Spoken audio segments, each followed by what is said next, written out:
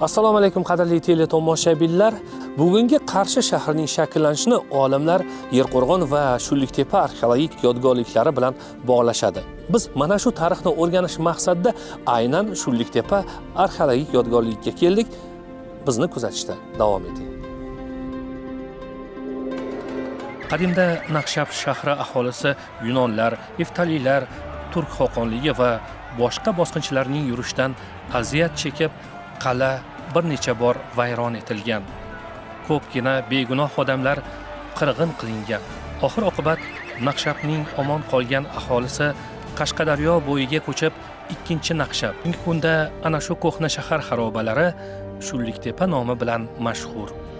Shulliktepa Yerqo'rg'on arxeologik yodgorligidan unchalik ham uzoq emas.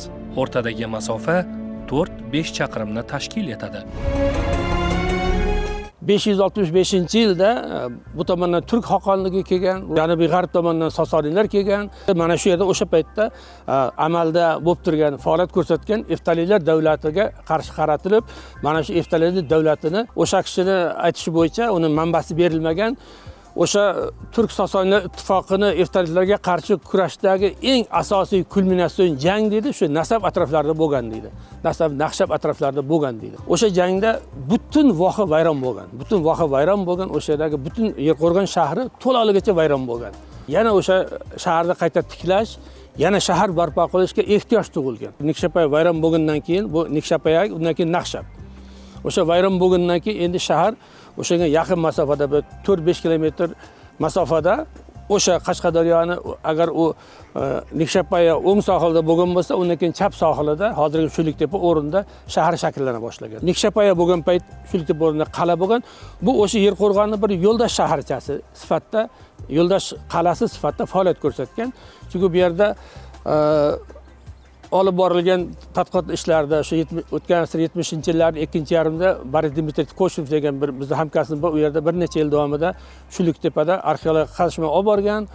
O'sha kishining fikrlari bo'yicha o'sha yerda bu yerdagi shahar milodiy 3-4-asrlarda bir yer shahar paydo bo'lgan. Nasaf qalasini kelib chiqishiga qaraydigan bo'lsak, o'zi Qarshi shahrini tarixiy markazlari birinchisi Yerqo'rg'on arxeologik yodgorligi deymiz hozirgi.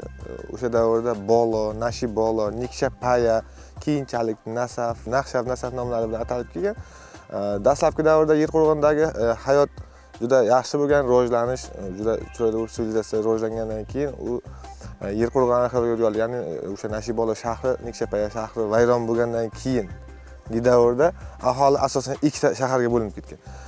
Birinchisi bu Shulliktepa, ya'ni Nasaf shahri bo'ladi. Qarshi shahar markazrog'ida joylashgan Zahokamoron qalasida. O'sha ikkita qalada shahar aholisi ikkiga bo'linib umr guzaronlik qilishgan. Bu shaharga keladigan bo'lsak, hozirgi turgan joyimiz, orqamizda turgan tepaligimiz bu asosan Shahriston shahri markazi hisoblangan. Bu Shahristonimiz hozirgi kundagi eng yaxshi saqlanib qolgan joy deyishimiz ham mumkin. Shulliktepa yodgorligining ichida. Bu Shahristonimiz asosan 13-14 gektar maydonda egallagan. O'sha davrdagi yozma manbalarga qaraydigan bo'lsak, asosan o'sha Nasaf shahri dastlab 100-110 gektar maydonni egallagan. U 5-6-asrlarda. Keyinchalik musulmon dini kirib kelishi bilan arablar istilosi bo'lgan, keyinchalik musulmon sivilizatsiyasining birinchi renessiyasidan keyingi davrlarda, o'sha davrlarda bu Nasaf shahri 220 gektar maydongacha kattargani yozib o'tilgan.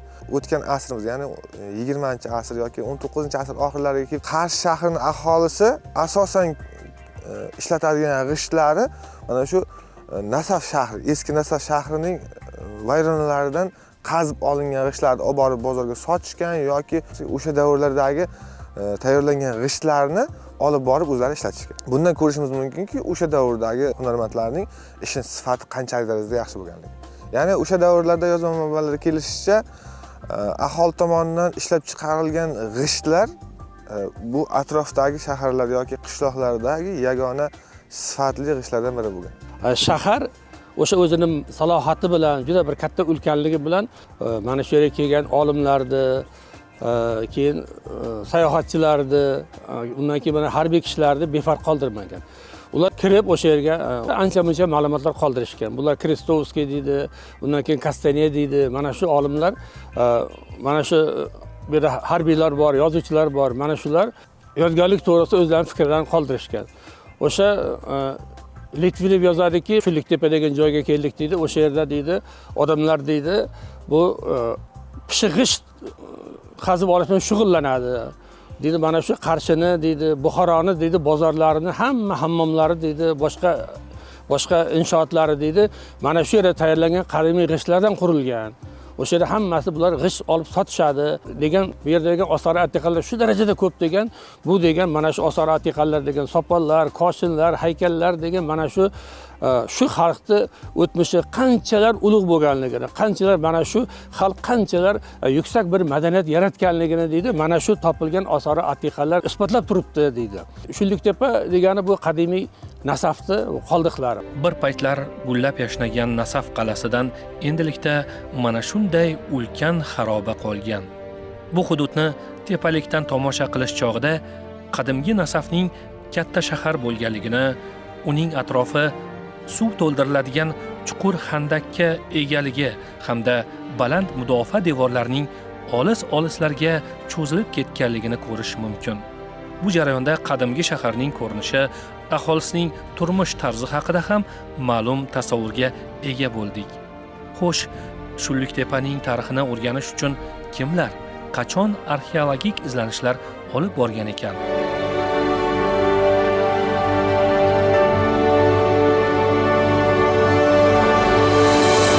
Ushbu yodgorlikni o'rganish jarayoni 1917-yildan boshlangan. Ya'ni Turkiston arxeologiya havaskorlari to'garagi a'zolaridan Kastaniya hamda Ziminlar ushbu hududga kelib, shunchaki arxeologik kuzatuv ishlarini amalga oshirishgan. Bu yerda aynan mana shu shaharning xarobasi, qaysidir bir shaharga to'g'ri kelishi haqida ular hech qanaqa ma'lumot berilmagan. Keyingi kuzatuv ishlari esa asosan 30-yillarning oxirlariga to'g'ri keladi. Bu Shahrisabz hududini o'rganish bo'yicha tashkil qilingan qo'mitaga rahbar bo'lib kelgan Sergey Kuzmich Kabanov tomonidan amalga oshirilgan. Keyingi kuzatuv ishlari esa ko'proq Kesh arxeologik topografik ekspeditsiyasi a'zosi Mikhail Yevgenich Masonning tadqiqotlari bilan bog'liq. Bular asosan 70-yillarda amalga oshirilgan. Asosiy tadqiqot ishlari esa 1973-yilda tashkil etilgan O'zbekiston Respublikasi Fanlar akademiyasi Arxeologiya institutining Qashqadaryo ekspeditsiyasi a'zolari bo'lgan Kochnev hamda Pirilar tomonidan tadqiqot ishlari olib borilgan. Kochnevning xulosalariga ko'ra, shahar 3 qismdan iborat bo'lgan. Dastlab shaharning mana bu ark qismining paydo bo'lishi sun'iy tepalik ustida hosil qilingan. Milodiy 3-4 asrlarda aholi yashay boshlagan, qishloq manzilgoh sifatida qaror topgan. Ilk o'rta asrlar arafasida esa ushbu hududlar o'troq hayot kechiruvchi hamda ko'chmanchi hayot kechiruvchi elatlar, qabilalar o'rtasida o'zaro kurashlar maydoniga aylanib ketganini ko'rishimiz mumkin. O'sha Qarshi shahrining birinchi xarob o'rni bo'lgan Yerqo'rg'on shahrida hayot so'ngach, ilk o'rta asrlardan boshlab 7-8 asrlardan boshlab aholining katta qismi Shulliktepaga ko'chib o'tgan va aynan Shahriston qismining shakllanishi milodiy 8-asrga to'g'ri keladi.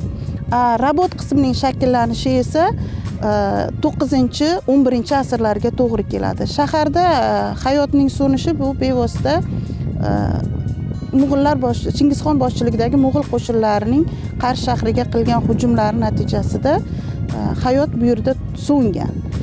Endi olib borilgan tadqiqotlar natijalarida biz o'sha arxeologlar tomonidan ushbu manzilgohning turar joylar qismlari alohida o'rganilgan, mudofaa devorlari alohida o'rganilgan va bu yerda topib tadqiq etilgan sopol buyumlari alohida o'rganilgan. Ya'ni turar joylarning hamda saroy binosining qurilish uslublari Kochnev hamda Pirilar tomonidan o'rganilgan bo'lsa, ushbu manzilgohda topilgan sopol buyumlarning tuzilishlari, tasniflanishi Muhammadjon Samiddinov tomonidan o'rganilgan. Mudofaa devorlari esa Turabekov tomonidan tadqiq etilgan hamda Janubiy So'g'd hududida o'rta asrlarga juda katta mudofaa tizimiga ega bo'lgan shahar xarobasi ekanligi alohida ta'kidlangan.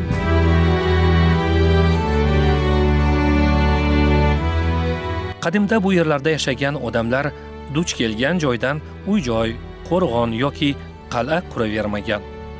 Aholi yashash manzilini barpo qilish uchun puxta o'ylab keyin ishga kirishilgan.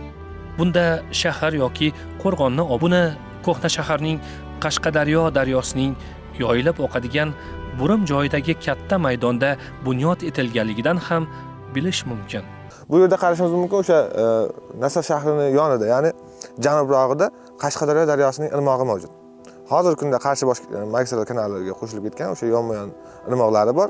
Hayot suv bilan bog'liq bo'lganligi sababli aholi mana shu Nasaf shahrida umrguzaronlik qilishgan. 4 ta tomonda 4 ta darvozasi bo'lgan. Ya'ni janubda G'obdin darvozasi, shimolga qaraydigan Samarqand darvozasi, g'arbda Buxoro darvozasi va sharqda Kesh darvozasi mavjud bo'lgan. Aholisi asosan hunarmandchilikdan kun ko'rgan. Bu Nasaf shahrimiz o'zini davrida juda rivojlangan, infratuzilmaga ega bo'lgan shaharlardan biri bo'lgan. Hunarmandlar alohida ko'chada, dehqonlar alohida ko'chada, chorvachilar alohida ko'chada, harbiylar alohida, din vakillari alohida, saroy ayonlari saroy atrofida mahallalarga bo'linib umrguzaronlik qilishgan. Shahar aylanasiga mudofaa devorlari bilan o'ralgan va mudofaa devorlaridan tashqari mudofaa inshootlari ham mavjud bo'lgan. Ya'ni bu mudofaa inshootlari mudofaa kanallari. Shaharda aylanasiga Qashqadaryo daryosidan suv olgan holda katta kanal qazib o'tkazib shaharning mudofaasini ta'minlagan.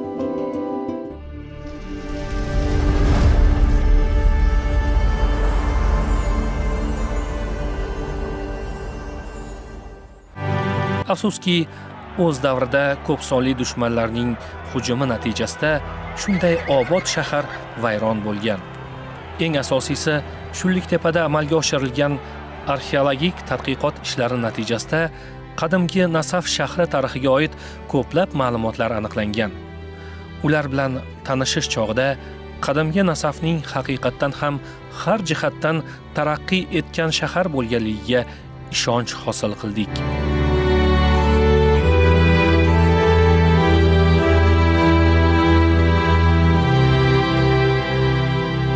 Bu yerda olib borilgan tadqiqot ishlari jarayonida juda ko'plab kumush hamda misdan qilingan tangalar, tanga chaqalar deymiz, tilla buyumlar turli xil, ko'plab sopol buyumlar, yana o'sha o'rta asrlarga bevosita mana shu hududlarga sayohat qilgan arab sayyohlari Muqaddasi, Ibn Xalqal, Ibn Xaldunlarning yozib qoldirgan ma'lumotlarga ko'ra bu yerda masjid bo'lganligi haqida ma'lumot berilgan. Haqiqatan ham shu Kochin tomonidan olib borilgan tadqiqotlar jarayonida pishig'ishdan kichikroq o'lchamda qilingan masjid qoldiqlari topib o'rganilgan.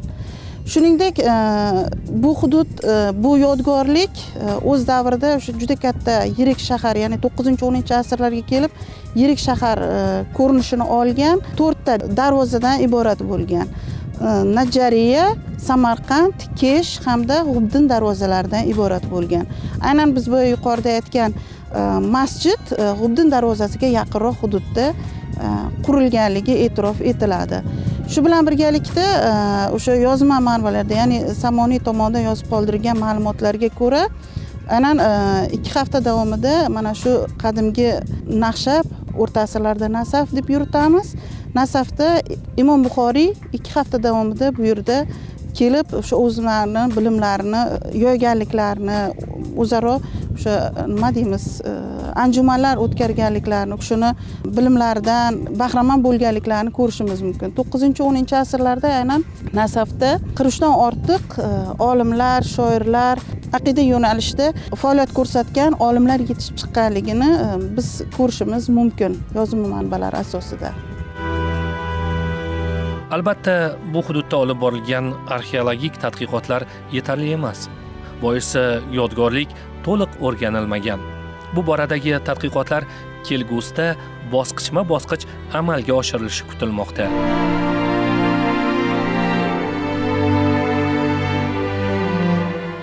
Abdulla, buni qarang.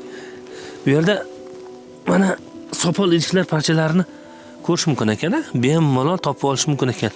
Albatta, hozirgi kunda ham hozir mana bu ko'rib turganimiz o'sha qadimgi Nasaf shahrining aholisi, ya'ni hunarmandlar tomonidan ishlangan sopol namunalar. Qarang, bunda hatto bir bezaklar ham bor, qarang. Naqshlarni ham ko'rishimiz mumkin. O'sha davrga xos bo'lgan, buni aytishimiz mumkin, sopol idishning bir bo'lagi. Shahristonning yuza tomonidagi mozaikalardan bo'laklarni ko'rishimiz mumkin. Bu devorlarga ishlangan bo'lishi ham mumkin. Devorlarga ishlatilgan mozaikalar. Yoki masalan mana ko'rishimiz mumkin qadimgi g'ishtlar o'sha davrdagi asosan 5-6-asr va 10-12-asrlar o'rtalig'ida yasalgan g'ishtlar. Lekin qarang, bugungi g'ishtlarga o'xshar ekan, pishiq g'ishtlarda, pishirilganda. Bunda ko'rishimiz mumkin sopol idishlarda qarang. Bu masalan loydan pishirilgan sopol bo'ladigan bo'lsak, buni qarang. Bu sopol emas, loydan qilinmagan bu. Bu loydan qilinmagan, sementga ham o'xshaydi xuddi. Balkim sement o'shanga o'xshagan Ganchga ishlatilgan bo'lishi ham mumkin. Men taxminim bo'yicha, lekin yaxshi bezak berilgan. shuni ham ko'rishimiz mumkin. Eshiklar ustidagi ganchlarga O'xshab ketadi. naqshlarga o'xshab ketadi. Lekin baribir ham bu o'sha davr madaniyatidan darak beradi. Madaniyat rivojlanganligidan darak beradi. Bu idishlardagi o'sha bezaklar, shakllar. Bosqichlar to'g'risida gapiradigan bo'lsak, shaharsozlik bosqichlari deydi. Birinchi shaharsozlik bosqichi dedik, Nikshapaya davri. Bu miloddan avvalgi 9-asrlardan kelib o'sha 1,5 ming yildan ziyodroq vaqt mobaynida shahar bo'lib turib, o'sha turk xoqonligi davrigacha yashagan. Shahar birinchi bosqichi, undan keyin ikkinchi bosqich o'tgan. Bu endi Nasaf davri, ya'ni ikkinchi davr. Bu o'rta asrlar davri, musulmon davri. Ungacha bu yerda birinchi o'sha juda katta qirg'in bo'lgan bo'lsa, o'sha turk sosoniy iftariga juda katta qirg'in bo'lsa, ikkinchisida yana bitta juda katta qirg'in o'sha arablarning kirib kelish davrida bo'lgan. Davlat barpo qilgan Muqanna, o'sha paytda Nasaf bir necha marta arablar va Muqannani qo'ldan qo'lga o'tgan shahar. O'shanda yana bitta vayron bo'lgan.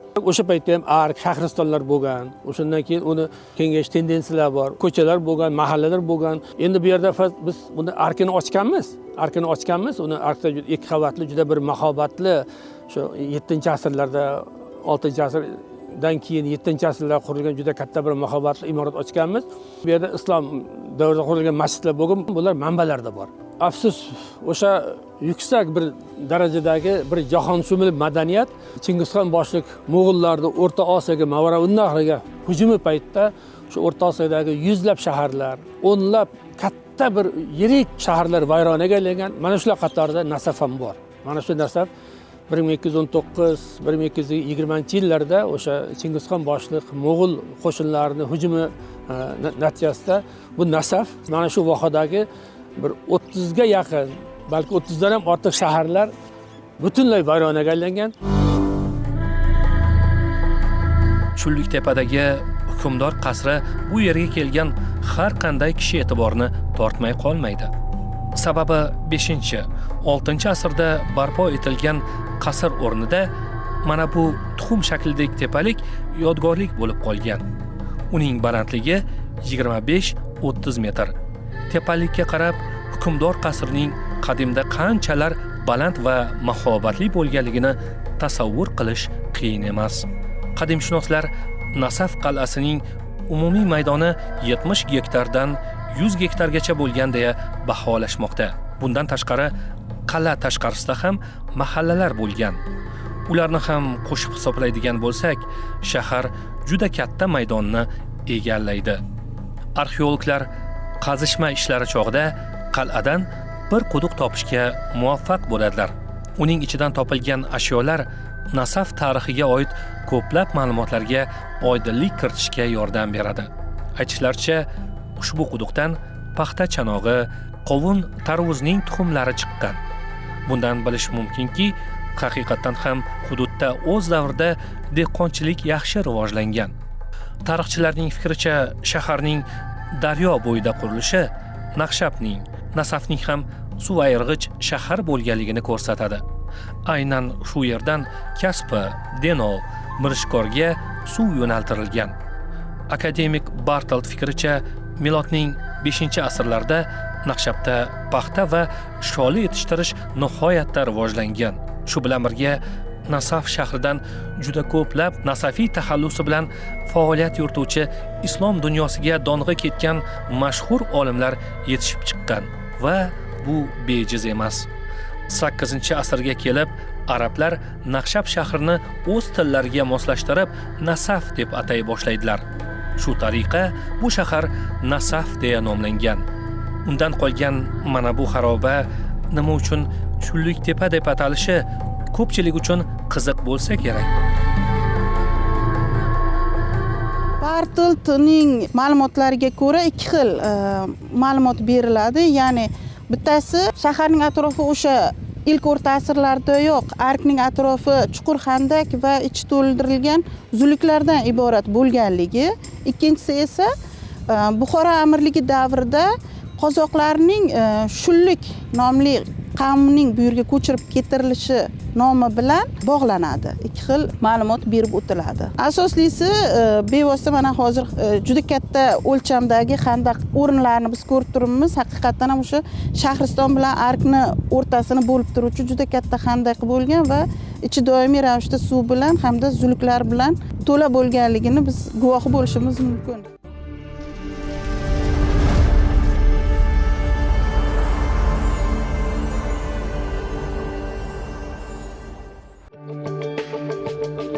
Qarshi shahrining qadimgi o'rinlaridan biri bo'lgan Nasafda hunarmandchilik rivojlangan. Buni arxeologik qazishma chog'i topilgan ko'plab asori atiqalar ham isbotlab turibdi. Nasaflik hunarmandlar o'z mahsulotlarini nafaqat shahar yoki uning atrofidagi qishloqlar uchun, balki qo'shni shahar hamda davlatlarga ham sotgan. Bunda Nasafning Buyuk Ipak yo'lida joylashganligi muhim ahamiyat kasb etadi.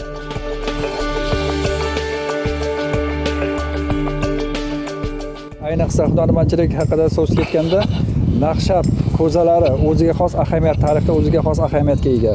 Uni nafisligi, sifat darajasi hattoki Xoraston, Xitoy bozorlarigacha ham borganligi to'g'risida, bu tomondan to Baktriya tomonlarga o'tganligi to'g'risidagi ma'lumotlar saqlanib qolgan manbalarda. Bundan tashqari Xitoy o'sha sayyohlari Nasaf o'sha o'z davrida kichik Shi deb nomlangan shahar to'g'risida ma'lumot berar ekan. Bu yerlardan tuzlar olib ketilganligi, otlar olib ketilganligi Xitoyga, keyin raqs, san'at turlari Xitoyga borib mahalliy san'at turiga aylanganligi, o'sha Sug'diylarning bu yerdan Xitoyga borib yashab, Sug'diylar yashab qolgan ular qabrligi to'g'risidagi ma'lumotlar ko'plab manbalarda qayd etilgan. Arab olimi Muqaddasiyning yozishicha, o'sha davrda majlis-u tadris degan o'ziga xos yig'ilish bo'lgan. Unda asosan musulmon olamining eng yetuk, ko'zga ko'ringan olimlari ishtirok etishgan. Xususan tadbirlarning biriga Makkadan Abul Qosim Kapayi degan olim ham taklif etiladi. Olim Nasafda 3 oy davomida bo'lib, bu yerlik allomalar bilan turli uchrashuvlar, islom olami muammolariga oid ilmiy kengashlar o'tkazgan va aynan shu yerda islom olami masalalariga doir 2 ta katta kitob yozilgan ekan. Afsuski, bu kitoblar davrimizgacha yetib kelmagan. Bir so'z bilan aytganda, mazkur shahar va uning atrofidagi hududlar 200 dan ortiq Nasafiy nomi bilan mashhur olim va fuzalolarga beshik bo'lgan.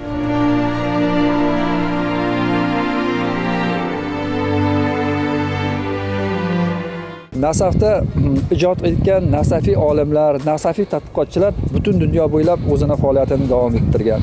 Mana ularning asarlarida bu yerda yashaganligi, shu yerda maktab tahsillarini olganligi to'g'risidagi manbalar Turkiyadagi, Misrdagi Aleksandriya kutubxonalarida tadqiqotchilarimiz topildi va o'rganib davom etmoqda. Shu o'rinda bu yerning juda geografik qulay iqlimda joylashganligi, suv bilan o'sha sun'iy mudofaa imkoniyatiga ega bo'lganligi, Buyuk Ipak yo'lini muqim nuqtalardan birida joylashganligi, hattoki Hindiston, Xitoydan Buxoroga o'tadigan karvonlar albatta Nasafda to'xtaganligi to'g'risida yoki Samarqand, Buxoro orqali kelgan karvonlarning qo'shni Turkiya, Eronga o'tib ketganligi to'g'risida ma'lumotlar saqlangan. Bundan tashqari o'sha paytda topilgan, bu hududdan topilgan arxeologik ashyolar to'g'risida ma'lumot beradigan bo'lsak, nafaqat mahalliy hunarmandlar tomonidan yasalgan ashyolar, balki o'sha chetdan kirib kelgan ashyolarning bu yerda topilganligi bilan ham ahamiyatga molik. 12-asrda bu yerga kelgan arab sayyohi Ibn Batuta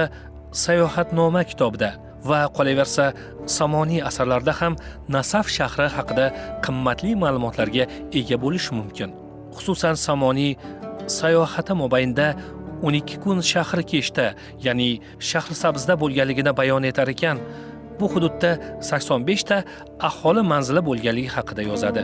Shu bilan birga u o'z asarida nasaflik olimlar, fiqhshunoslar xususida ham alohida to'xtalgan. Ularning nomlarini birma-bir keltiradi.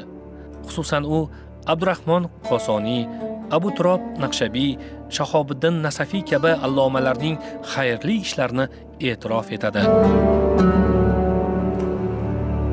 Darhaqiqat, o'rta asrlarda Nasaf va unga qo'shni bo'lgan manzillardan ko'plab olimlar, hadisshunoslar yetishib chiqadi. Yozma adabiyot manbalari vujudga keladi. Ilm, ma'rifat, madaniyat shakllanadi.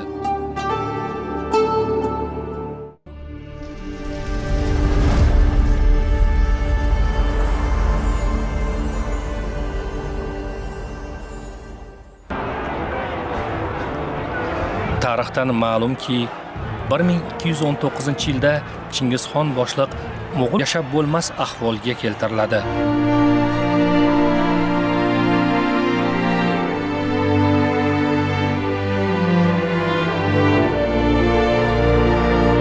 Arkda bir tomonda bir tepaligi bor.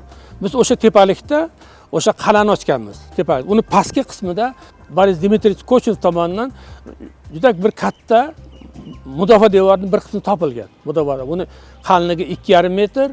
U o'sha mudofaa devori qatlamni paxsadan qilingan ekan. Lekin Boris Dmitrievich Kochin buni o'sha atrofida chiqqan sopollardan olib turib buni 19-asrda qurilgan degan fikrda ekan. Mana keyingi tadqiqotlarda biz bu narsani aniqladikki, bu 19-asrda emas, Xorazmshohlar davrida qurilgan degan xulosaga keldik.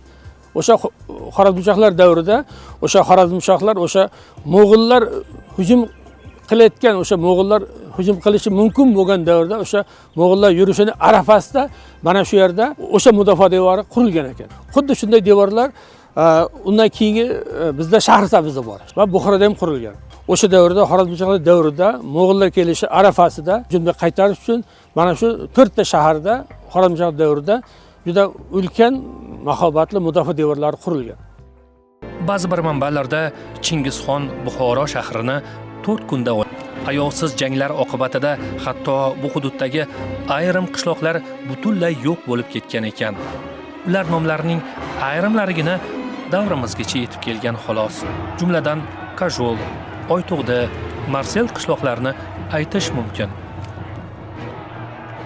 Bu yerda yashagan xalqqa o'tmishda juda qiyin bo'lgan. Dastlab ularning ajdodlari yashagan Naqshab shahri Makedonskiy tomonidan vayron etilgan bo'lsa, keyinchalik Nasaf majbur bo'lgan.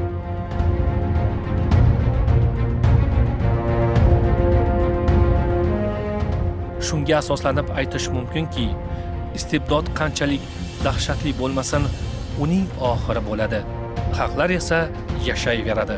Yangi shaharlar tiklanaveradi. Qadrli teletomoshabinlar, bugungi ko'rsatuvimizda Shunliktepa arxeologik yodgorligi haqida hikoya qildik.